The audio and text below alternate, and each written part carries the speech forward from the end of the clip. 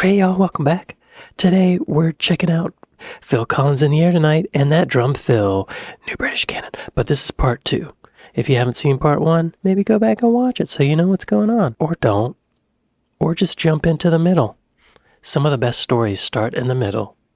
Let's do it. Hey y'all, this is me from the future. From the future. I recorded this Phil Collins reaction all at the same time, but I want you to know I recorded it on, I think, Thursday. I posted part 1 on Friday, and I'm posting part 2 the following Tuesday. This past weekend, I have been listening to nothing but Phil Collins. My favorite song now is Something Happened on the Way to Heaven, and I also like Against All Odds. Those are my 2 favorites. I'm a Phil Collins fan now. So, with that said, here's part 2.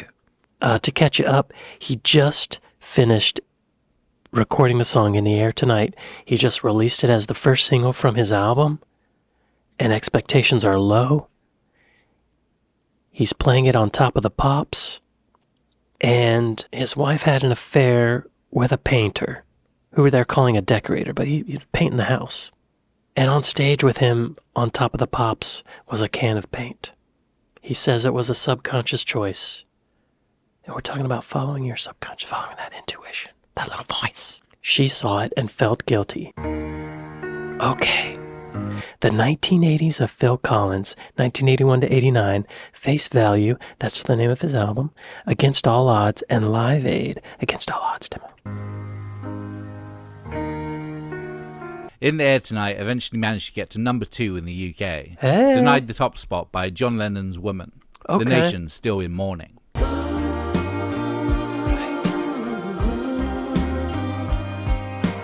Face Value was released in February 1981, while Collins had stuck with Atlantic for the US release of his solo work. He signed to Virgin Records in the UK rather than Genesis home, Charisma. Okay. This was to escape the associations with progressive rock of his band's label, onto something quite the opposite. The label that had sired the Sex Pistols, Nevermind the Bollocks, onto an unsuspecting world. The fact that Face Value went platinum within its first 3 months also arguably helped save the label, who was struggling after some poor investments in the late 70s. Phil Collins ended up selling a lot of records in the 1980s. As much as the album's other singles, I Missed Again, and If Leaving Me Is Easy, didn't do as well as In the Air Tonight, merely top 20 hits. I'd take that. I don't know that one. But I hide my feelings, so no one knows. Over the decade, Face Value spent 270 weeks in the UK charts, i.e. half of the 80s. Whoa. Considering how instantly successful Collins' solo career was, his bandmates in Genesis were fearful that they might again have to find another frontman. Our most difficult moment could have been when Face Value was such a massive success. We were all writing Abacab at the time. Face Value goes in at 29, and Mike and I think, pretty good. The next week it's number 2 and you think, oh shit. No matter how strong your friendship, there is rivalry too. You feel he's transcended the band. Yeah. And you wonder what effect it's going to have. But I think we could take it because we were 30-ish by then. Anyway, we carried on joking about how short he is, and that diffused it completely. Oh, that's funny. They're still good old buddies, and they're joshing them about being short. That's funny. That is amazing that Genesis had 2 frontmen that had successful solo careers, Peter Gabriel and Phil Collins. Wow. Yeah, that's an awkward situation. In between Abacab and a self-titled album from Genesis, Phil Collins released Hello, I Must Be Going. If Face Value was the breakup album, Hello was the divorce album. Opener, I Don't Care Anymore, distilling the sentiment of the drawn-out, lawyer-filled process of dividing marital assets into 5 minutes of pounding rage.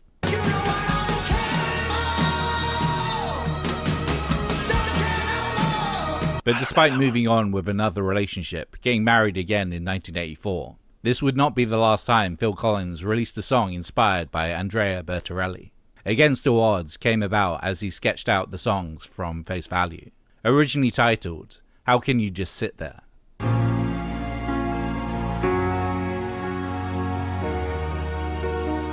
But he felt it was a B-side at best. compared to the other high-quality ballads on his debut.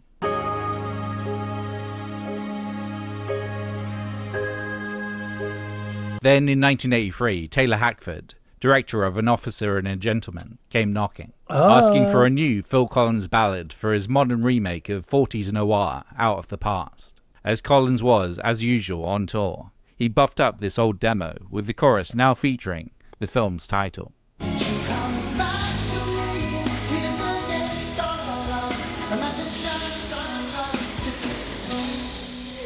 It was written at the height of my troubles with Andy.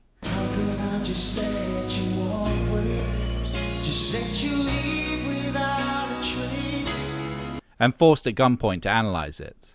I'd have to say it's a good breakup song, with universal resonance and empathy.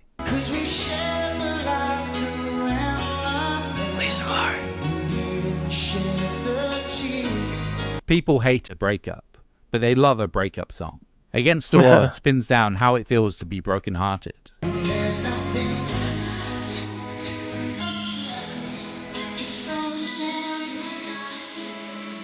And it's a big vocal, impactful, raw, real. I don't remember having the pain and misery coursing through me as I stood in the vocal booth, but I must have drawn it from somewhere. That's what the song needed, so I went for it. Wow. Andrew has given him a lot of material. That one breakup. I mean, they were together since they were 13 years old, so I guess it makes sense. It's like a big part of his life. People hate a breakup, but they love a breakup song. Isn't that true? Yeah. When people are sad, we like to hear sad songs. It makes us feel better. Isn't that weird? I guess it's commiserating, validating our feelings, maybe. Well done, Phil.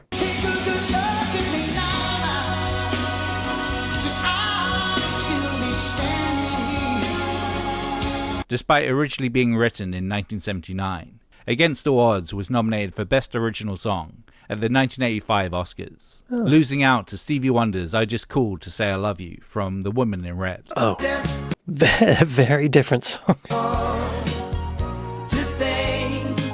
wow. I love you.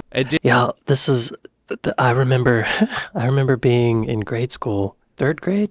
I had that song stuck in my head and I was walking home from school. And I remember thinking, would you just call somebody on the phone just to say I love you? Like as a kid, I was trying to figure out the logistics of doing that and how weird and bizarre that would be, kind of creepy. Anyway, I want to read the lyrics to Against All Odds. I've never really looked at them. Actually, I've never looked at them. Knowing the story, I'm curious to know, how can I just let you walk away? Just let you leave without a trace when I stand here taking every breath with you. Ooh, ooh. Oh, with her, like he's still thinking about her. You're the only one who really knew me at all. Dang. How can you just walk away from me when all I can do is watch you leave? 'Cause we've shared the laughter and the pain and even shared the tears. She's sad too. You're the only one who really knew me at all. So take a look at me now while there's just an empty space and there's nothing left here to remind me, just the memory of your face. Ooh, take a look at me now. Well, there's just an empty space and you coming back to me is against the odds. Oh, okay. And that's what I've got to face. That's what She ain't never coming back. I wish I could just make you turn around and see me cry. There's so much I need to say to you, so many reasons why. Wow, these are very specific and at the same time universal lyrics. So take a look at me now while there's just an empty space and there's nothing left here to remind me, just the memory of your face. Like these aren't normal chorus, ooh baby type of lyrics, you know? But to wait for you is all I can do, and that's what I've got to face. Take a good look at me now, because I'll still be standing here. And you coming back to me is against all odds. This is the chance I've got to take. Take a look. Wow. Yeah. Well done, Phil. Just say I love you. Additionally, the unknowable, unstoppably attractive woman portrayed in the Genesis 1986 US #1 hit, Invisible Touch, is also, according to Collins, in part about Bertorelli. But she crawls under your skin. You never quite say. Though by the time it was a hit, Wow. he had been remarried for 2 years. Falling for her. She seems to have invisible touch. Alongside his Genesis and solo career, Collins still had time to collaborate, both as a drummer and producer. In the early 80s, he worked with Robert Plant, Eric Clapton, Adam Ant, again with John Martin.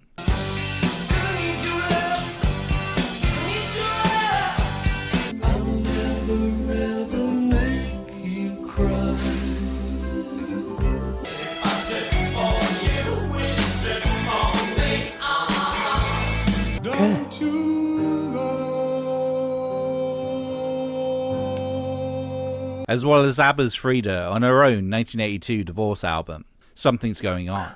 I know there's something going on. Her not only utilising his drum sound, but also covering his You Know What I Mean. Just leave me alone with my dreams. I can do without you. You know what I mean. On his first two albums, to give the ballads an authentic soul sound, Collins had employed the services of the Phoenix Horns, the brass section of Earth, Wind and Fire. Oh, I think I missed again.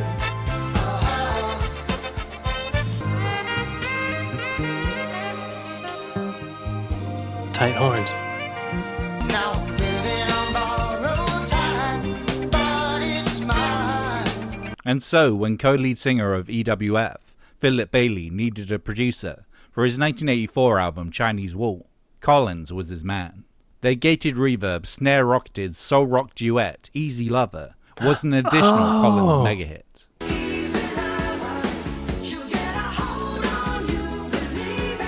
Oh, funny. I thought that was a Phil Collins song. I didn't know that was a Philip Bailey song. Okay. And when Boomtown Rats, Bob Geldof, and Ultravox's Midge wanted a famous drummer to play on their 1984 Christmas-themed charity single, Collins was the only name that came to mind.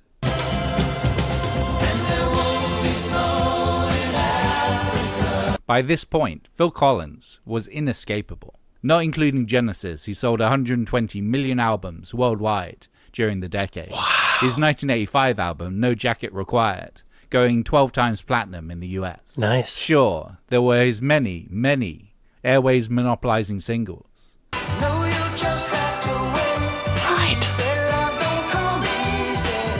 I can't go on, just holding on. One more night, Right. Jeez. just say the word. Forgot about that one too. Right.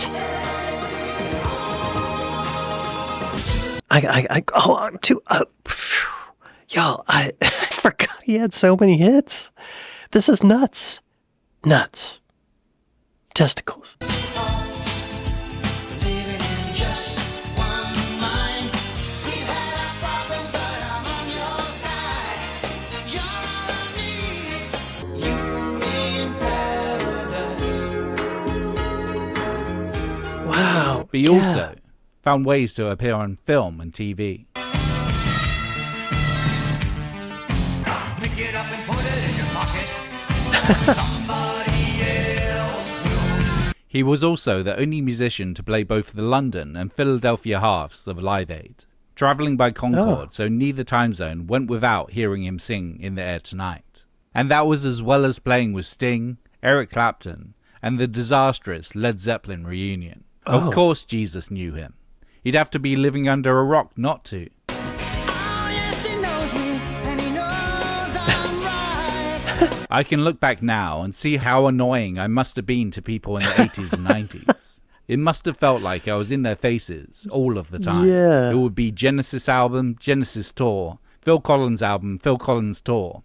Phil Collins produces somebody else. People said my marriage broke up because I was so busy in the 80s. But I don't think I was a workaholic. I was just asked to do the most incredible things. Things you couldn't possibly refuse. Yeah, I get it. Hey, good for him. Make that money, Phil. Get that money. They're just envious. Right? Okay. The backlash and reassessment of Phil Collins, 1989 to now. Critics, American Psycho, and Ice-T. You'll be in my heart, Phil Collins. Phil Collins was never cool. Unlike other multi-million selling pop stars in the 1980s, He never really courted the teenage market. He was a divorced dad in his 30s. And Right. simply, he was not Prince, nor Madonna. Critics were less than kind, attacking his music, him constantly talking about his divorce, and the way he looked. Despite having been in the music business for over a decade by this point, he bruised easily, took these comments personally, and regularly wrote into publications to defend himself after bad reviews, or being used as an unfair punchline. Journalist Julie Burchill once described him as the ugliest man since George Orwell. I had to go out and find a picture of him. He wasn't particularly ugly, actually. On the next single, there was a line saying, Don't take my pictures off of the wall. and this time she wrote, I wouldn't put his picture on the wall. It would scare the cat. It's He's not that ugly. His male patterned baldness is a little distracting, compelling. It makes me think, how's that happen? You know? But he's not ugly. He's actually kind of handsome, right? George Orwell's not ugly either. Y'all, they're both of average attractiveness, I think. a laugh now, but at the time I was so pissed off that it had nothing to do with the music. I'm learning to turn my back on that kind of thing.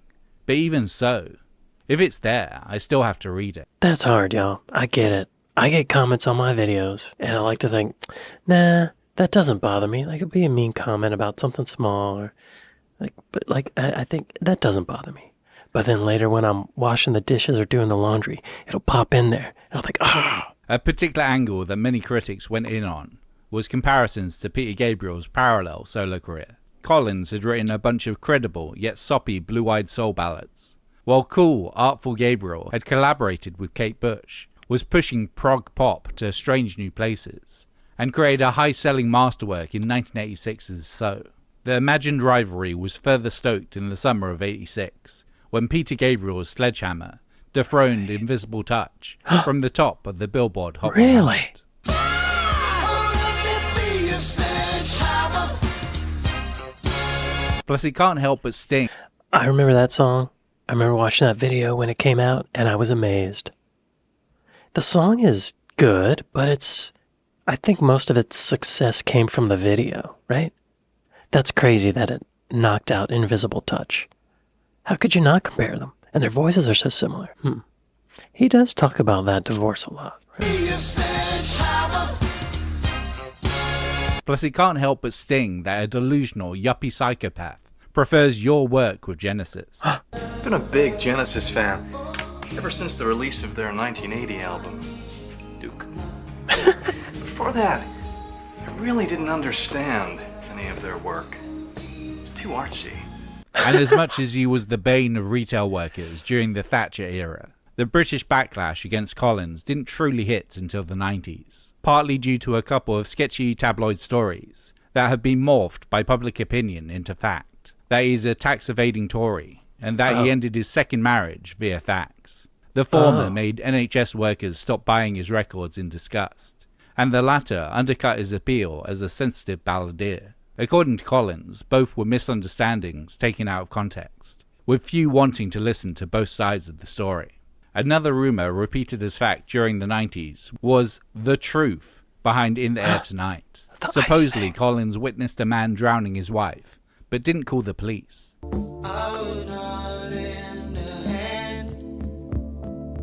Instead, he sent this man front row tickets to his concert, and as he began singing In the Air Tonight, for the first time ever, he put a spotlight on the man, exposing his crime.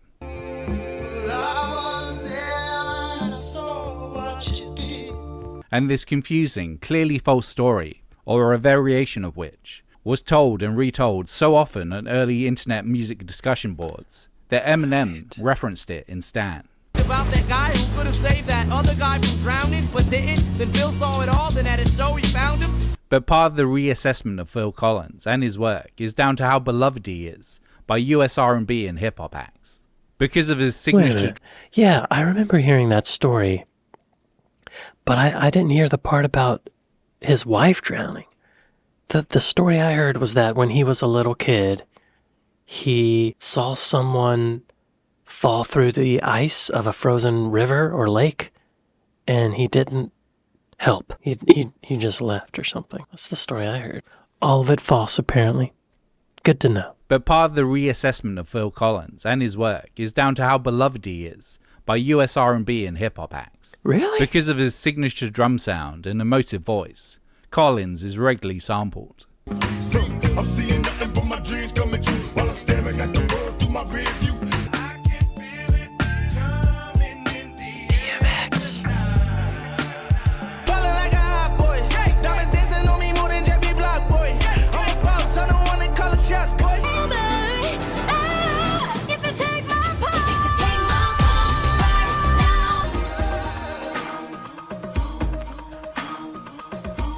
I worked with Bone Thugs and Harmony back in the day. In 2001, a tribute album, Urban Renewal, gathered together Brandy, Old Dirty Bastard, Montel Jordan, Lil' Kim, Khalees, and Pharrell to cover some of his greatest hits in I worked with Khalees and Pharrell. what Q Magazine would rank as the third worst album of all time.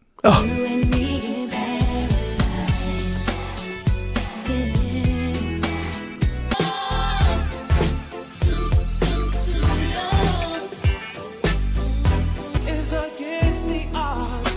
That's a chance I've gotta take. Well, I remember back when it used to be the 80s, said the world was going in 2000. That's crazy. We got Wow. better things to do with our time. We don't care anymore.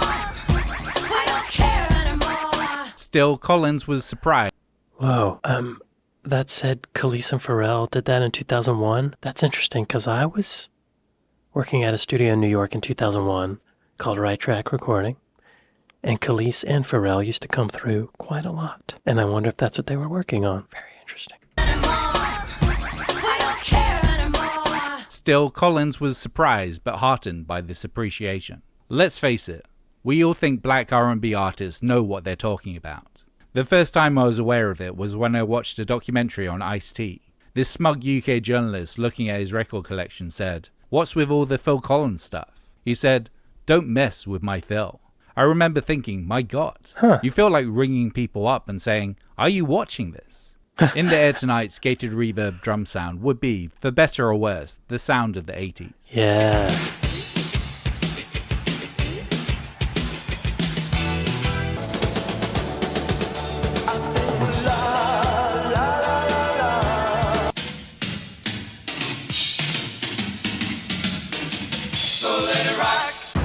In the trees. It's coming. When I was a child,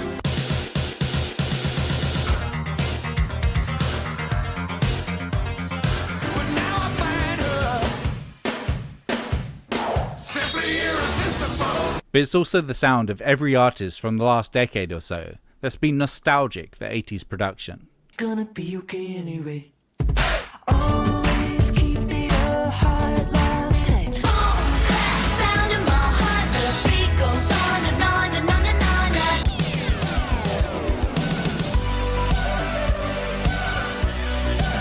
Oh baby, take me to the feeling.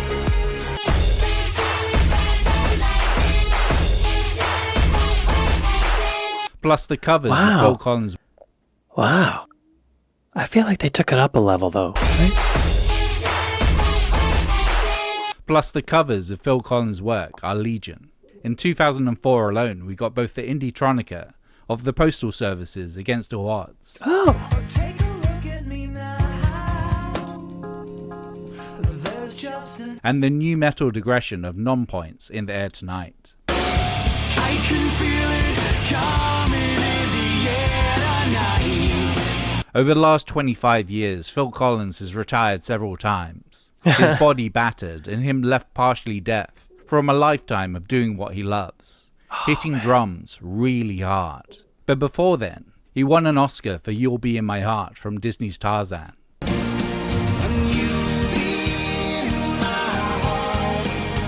Pissed off the creators of South Park, and soundtracked the best chocolate advert ever. Oh, right.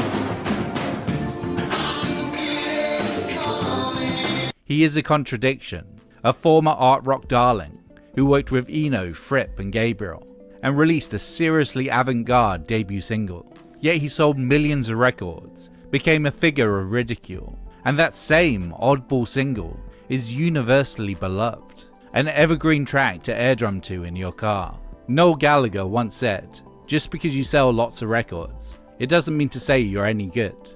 Look at Phil Collins." But Oh, while Oasis 2 damn. sold a lot of records, I think it's In the Air Tonight that will live forever. That's a good point. Wow. Thanks for watching. So what are your feelings on Phil Collins? Love him or hate him? Comment down below. Yeah. If you like this video, Y'all be sure to go to Trash Theory and like and subscribe. Do I love him or hate him? I don't know. I'm torn. I feel like in the 80s and 90s I hated him. But now that I know more about him, I like him, I guess. And the songs are nostalgic, so I guess I like him now. I forgive him for talking about his divorce all the time. Wow, this was good. I just want to look on Apple Music. What was his last solo album? Phil Collins. Albums. Okay. Face Value. Deluxe Edition. Oh, he has a lot of albums with his face on it. I didn't know that was a thing, but that's cool. 2016, No Jacket Required. 2025 mix. It's been remixed. Oh, these are his songs that have been remixed, I guess. I think a lot of them are greatest hits albums. Interesting. Wow, Phil Collins. Well, I'd like to thank my patrons. I'd like to thank my Buy Me a Coffee folks. Thank y'all for watching this with me, and I'll see you next time. Later.